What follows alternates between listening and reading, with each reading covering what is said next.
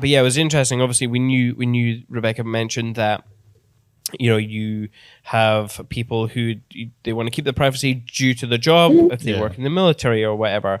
The response to some of the other American photographers are, "Oh, great, I'll earn more money," and I'm like, "Oh, okay, it's fair, I suppose." I would need to. I haven't really thought about it on like the moral level, because I know there was one in particular photographer who was like, "No, you're a ball bag if you do that. You're just not. That's not morally right." And I thought, oh, that's interesting. I've never really thought. Yeah, because it's business and yeah. But I have seen this when I used to be in photography forums that yes, other countries have a buyout where they say, okay, well, for a non-shared wedding, there's a privacy clause where they have to pay an extra, I don't know, $1,000 to have their images like not shared because they're lost for marketing.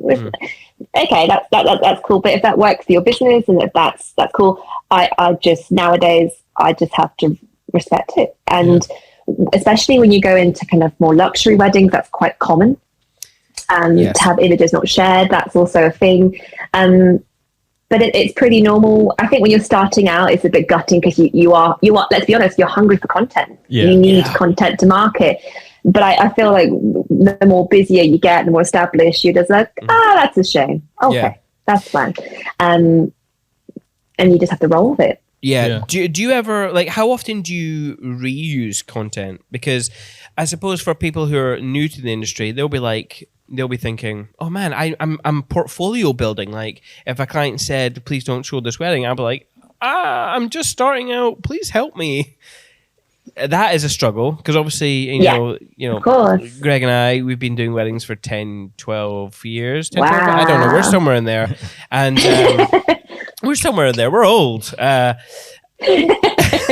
fact, trying to figure out some of this technology, it was just almost beyond us. I'm kidding.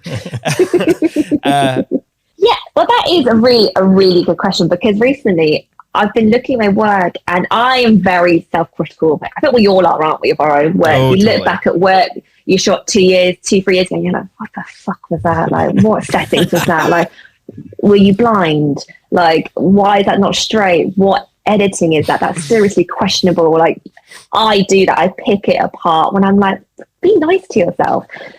And I know that there are some gems back from the day which you can repurpose and share. But then sometimes with me, I'm so focused on future. And I always think, I say to people, what you post now is what you're going to get back in the future. That's what you're shooting in the future. So I'm always very conscious of that, that I want to market for my future bookings, my future clients. And then there are some images which are timeless, which haven't really dated, that aren't too trend heavy, if that makes sense. Yeah. So recently I have been going back to old galleries and thinking, okay, what can I reshare from this that is still going to serve my clients today? So especially with Reels, repurposing content for Reels is a really good example of if that did really well to pop it back on again after a couple of months. Yeah. And repurpose it, definitely.